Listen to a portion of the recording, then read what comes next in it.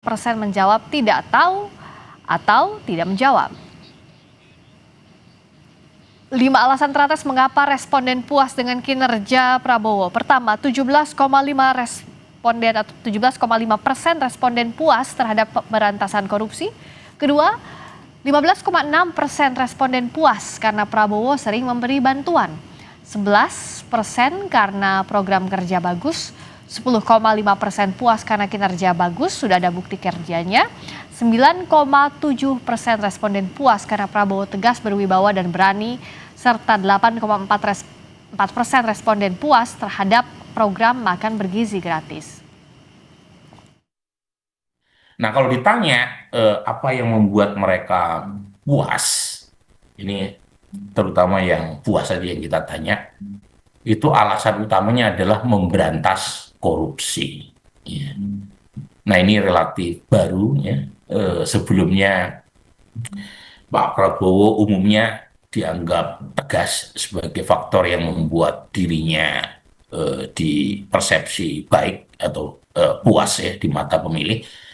Belakangan sejak Oktober 2025 itu variabel yang dianggap paling banyak menentukan kepuasan di kalangan mereka yang puas sama Pak Prabowo itu memberantas korupsi. Kita bahas terkait indeks persepsi korupsi Indonesia yang skornya turun pada 2025 bersama tenaga ahli Badan Komunikasi Pemerintah Kurnia Ramadana dan Ketua Badan Pengurus Transparency International Indonesia sekaligus pengajar Sekolah Tinggi Hukum Indonesia Bivitri Susanti. Selamat malam Mbak Bivitri juga Mas Kurnia. Selamat malam Mbak Priska, selamat malam Mbak Bibip. Selamat malam, saya ke Mbak Bibip dulu. Kalau dari Transparency International Indonesia, catatan kritis dengan turunnya indeks persepsi korupsi ini apa saja Mbak Bivitri? Pertama pasti ini bagi banyak orang barangkali tidak mengejutkan ya karena melihat situasi pada hari ini. Tapi kalau kita lihat dengan apa yang diklaim oleh pemerintah, jadi menarik untuk melihatnya. Karena yang diklaim, yang dipertontonkan adalah biasanya tumpukan uang di belakang seorang tersangka korupsi. Dan yang digaungkan adalah kerugian negara yang bisa diselamatkan. Tapi ternyata terbukti, karena ini objektif ya, ini sudah dari tahun 1995 dilakukan, ternyata ada penurunan dan penurunannya sangat signifikan, 3 poin dan 10 peringkat. Yang kedua, kami juga mencatat bahwa ini semua jeleknya skor indeks persepsi korupsi ini disebabkan salah satunya yang paling kuat adalah menyempitnya ruang kritik dan keterbukaan di kalangan masyarakat sipil. Jadi tidak bisa lagi ada yang memberikan masukan, langsung dicap antek asing dan lain sebagainya. Itu berkontribusi pada situasi ini. Makanya di tren di seluruh dunia adalah biasanya negara-negara yang memang demokrasinya sedang menurun. Jadi ada Variety of Democracy Index yang digunakan juga dalam hitung-hitungan atau metodologi CPI ini yang menunjukkan bahwa ada konsistensi. Semakin tidak demokratis suatu negara, maka angka indeks persepsi korupsinya akan semakin menurun. Nah, saya ke Mas Kurnia dengan catatan kritis tadi tumpukan uang saat ada rilis kasus yang diungkap ternyata tidak serta-merta bisa mengerek naik indeks persepsi korupsi. Di sisi lain juga ada ruang kritik yang tidak diberikan secara maksimal. Ini pun jadi salah satu muara kenapa indeks persepsi korupsi kita turun. Bagaimana dari pemerintah, apa yang sudah dan akan dilakukan? Ya, yang pertama Mbak Priska, tentu pemerintah berterima kasih kepada Transparansi Internasional karena sudah melansir indeks persepsi korupsi dan memang selama ini setiap tahun selalu dikeluarkan oleh TI dan dijadikan rujukan oleh berbagai pemerintahan di belahan negara manapun. Karena memang pada dasarnya berdasarkan Undang-Undang Tindak Pidana Korupsi, peran serta masyarakat itu dijamin. Salah satunya dengan mengeluarkan penelitian, riset, dan lain sebagainya. Meskipun Mbak Priska, dalam waktu yang bersamaan atau paling tidak 3 hari terakhir, juga ada survei juga dari indikator politik yang disampaikan salah satu tingkat kepercayaan masyarakat kepada pemerintahan adalah soal pemberantasan korupsi. Namun baik Transparansi Internasional maupun indikator, dua-duanya diambil oleh pemerintah dan akan dilihat juga dievaluasi. Misalnya terkait dengan aspek penegakan hukum, misalnya dalam konteks memperlihatkan uang, sama sekali saya rasa tidak ada niatan untuk menaikkan approval rating misalnya. Memperlihatkan uang itu sebenarnya dalam konteks transparansi kerja aparat penegak hukum. Karena memang secara faktual, dana yang ditumpuk itu diserahkan secara langsung ke negara melalui Kementerian Keuangan.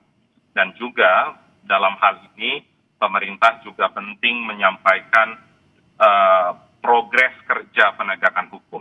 Sepanjang tahun 2025, Mbak Priska, pemerintah melalui aparat penegak hukum sudah memulihkan kerugian dalam konteks aset recovery sebesar 28,6 triliun rupiah yang disumbang atau dikerjakan oleh 3 aparat penegak hukum. Kejaksaan itu 24,7 triliun, Polri 2,37 triliun, KPK 1,53 triliun. Baik. Ini bukan dana potensial, tapi secara faktual sudah diserahkan ke negara melalui penindakan kasus korupsi. Ya, oke. Nah, Itu tapi mungkin, tapi pada praktiknya kan ini indeksnya masih turun. Mbak Bibif, kalau misalnya tadi Mas Kurnia menyatakan bahwa itu sudah ada secara faktualnya, yang dikritisi juga oleh Mbak Bibif di awal tadi bahwa tidak serta-merta. Tapi sebenarnya apa sih sebenarnya dari tahun ke tahun indeks persepsi korupsi kita tidak kunjung membaik? Kenapa dikatakan demikian? Karena dibandingkan dengan negara-negara tetangga pada faktanya tidak lebih baik. Bagaimana Mbak Bivitri melihatnya? Gunanya indeks ini kan sebenarnya memang untuk menempatkan Indonesia dalam situasi global. Jadi kita tidak pakai kacamata kuda, dan kemudian indeks ini kredibilitasnya juga sudah sangat terjaga ya dari tahun 1995, bahkan sempat dijadikan ukuran juga oleh pemerintah Indonesia cukup lama ya. Cuma yang kali ini agaknya tidak begitu. Nah, jadi saya kira memang akan ada perbedaan ya, karena dari aspek metodologi, kemudian juga tadi ya, kalau ini lembaga yang secara internasional juga sudah dikenal, tidak mungkin ada intervensi misalnya, kita juga paham situasinya, dan justru indeks ini memotret bahwa masalah dengan Corruption Perception Index 2025 adalah ada keterkaitan korupsi dengan kebebasan sipil dan akses pada keadilan. Nah, kebebasan sipil ini kan juga bisa menyoroti bagaimana kalau tadi ada data yang disampaikan, tapi sebenarnya belum pernah ada klarifikasi lebih jauh sebenarnya apakah upaya pemberantasan korupsi itu punya dampak yang signifikan pada kehidupan warga atau tidak. Nah, yang harus diperhatikan, memang sumber data dari indeks persepsi korupsi ini menarik sekali. Ada World Justice Project, jadi indeks negara hukum, kemudian juga ada datanya Economist Intelligence Unit, Country Risk, World Economic Forum, dan lain sebagainya. Ada 13 sumber data. Artinya memang ini objektif sekali dan ukurannya standar di semua negara yang diteliti.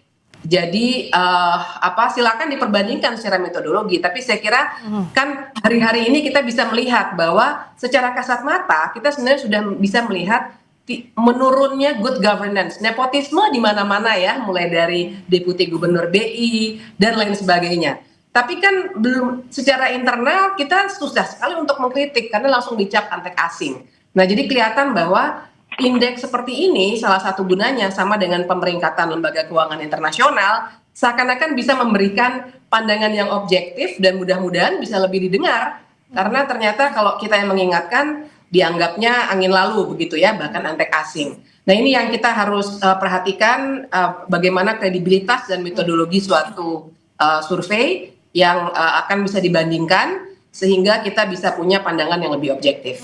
Mas Kurnia, bagaimana menyerap kritik tadi agar pemerintah mendengar kritik tadi dan betul-betul diwujudkan? Apa sih sebenarnya yang keresahan publik yang belum terjawab yang akan dijawab oleh pemerintah itu seperti apa sih Mas Kurnia? Misalnya Mbak Priska, satu yang selama ini juga digaungkan oleh berbagai elemen masyarakat pemerhati isu pemberantasan korupsi adalah Undang-Undang Perampasan Aset, di mana penegakan hukum memindahkan aras penegakan hukum tidak lagi berada pada konteks in personam atau penegakan hukum terhadap individu, tapi meletakkan penegakan hukum pada konteks aset recovery. Dan selama ini pemerintah 1 tahun terakhir juga sudah menyuarakan tentang agar undang-undang perampasan aset ini segera diundangkan, dan sependek pengetahuan saya, Mbak Priska, 2 atau 3 minggu yang lalu pembahasan itu sudah dimulai di DPR antara Badan Keahlian DPR bersama dengan Komisi 3. Dan di sana saya rasa pemerintah komit mendukung pengundangan undang-undang perampasan aset. Saya rasa itu satu bonggol besar terkait dengan pekerjaan rumah legislasi pemberantasan korupsi yang pemerintah akan support di tahun 2026.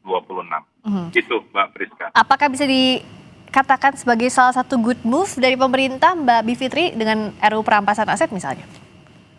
Ya, kita mesti lihat implementasinya, karena adanya undang-undang itu tidak bisa langsung kita simpulkan bahwa perbaikan sudah terjadi. Undang-undangnya saja belum ada ya, tapi kalaupun nanti undang-undangnya ada, kita mesti lihat apakah ada peluang-peluang penyelewengan atau penyalahgunaan kekuasaan. Nah, itu yang kita belum bisa lihat. Dan buat perbandingan saja Mbak Friska, misalnya Indonesia itu kalau di level ASEAN, kita itu di bawah Timor Leste loh, di bawah Vietnam, di bawah Malaysia. Kalau Singapura memang tinggi sekali begitu ya. Artinya ini memang tidak main-main. Timor Leste dulu kan bagian dari Indonesia bahkan, dan sekarang ternyata skornya di atas Indonesia gitu. Barangkali Mas Kurnia tentu saja harus berbicara secara normatif ya, walaupun dulu Mas Kurnia ini aktivis di Indonesia Corruption Watch ya, cuma sudah berpindah tempat sekarang. Harus berbicara normatif karena memang sulit dibantah.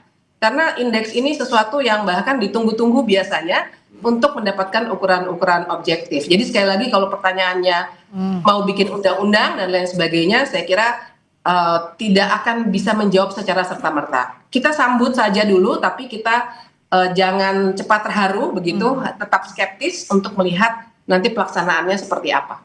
Nah, Mas Kurnia apakah masih tersambung? Tadi tampaknya sempat terputus.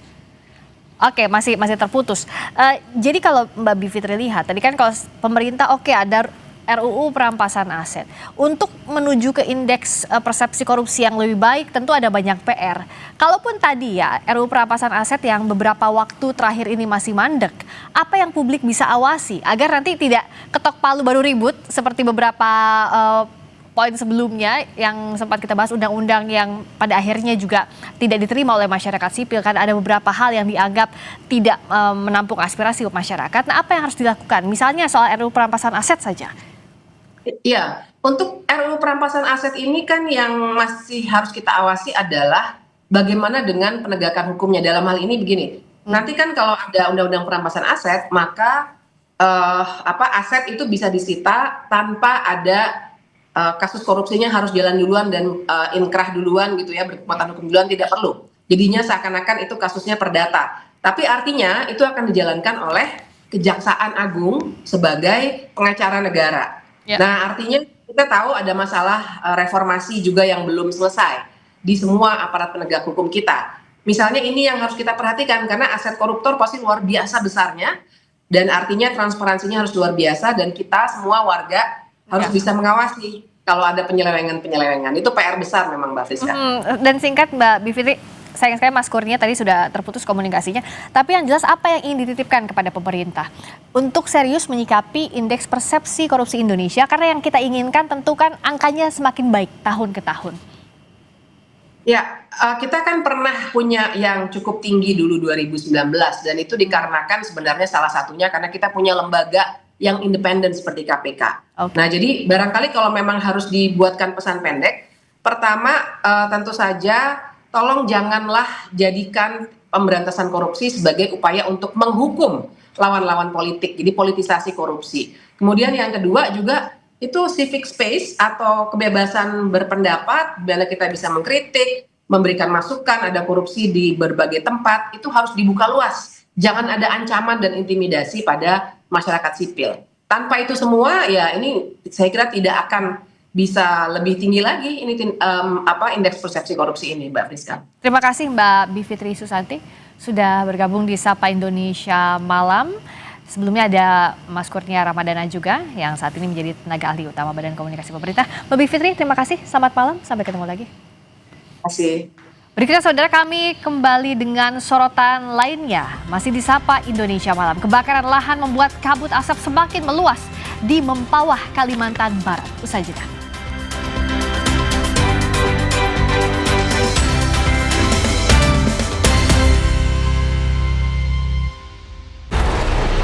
Sistem keuangan dikorup tikus rakus. Nakula dan Sadewa mengejar Sangkuni. Marjan berbuka dan bangkitkan semangat. Gurihnya creamy latte, kalau belum coba, pasti nggak nyangka. Terbuat dari kopi Great Brazil dan susu New Zealand, bikin kopinya gurih. Iya, gurih. Penasaran kan? Coba deh, pasti nggak nyangka. Creamy latte, kopi latte, gurih. Tuh, tiap hari minta biskuit. Aku percayanya Roma Kelapa. Ada vitamin B, E, dan kalsium. Gurih manisnya asli kelapa. Nutrisinya pasti, Kalau enaknya, terbukti. Pasti Roma Kelapa. Kalau puasa, siang berasa lemes. Kenapa ya, Ma? Itu karena badan adek kekurangan mineral, apalagi saat puasa. Oh, gitu ya, Ma? Makanya minum Le Mineral yang cukup saat sahur dan berbuka. Le Mineral mengandung mineral esensial yang diperlukan tubuh untuk beraktivitas selama puasa. Alhamdulillah, puasa jadi ringan ya, Ma? Le Mineral, penuhi kebutuhan mineral selama berpuasa. Pisang. Udah gak sabar makan Oreo ya? Gini caranya makan Oreo. Diputar, dijilat, dicelupin. Sistem keuangan dikorup tikus rakus.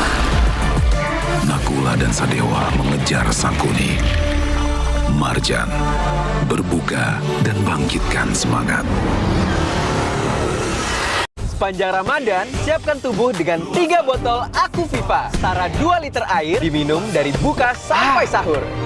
Biar satu harian puasa pasti sejuknya. Aku Viva, murni dan pasti sejuknya. Dari Wings Food.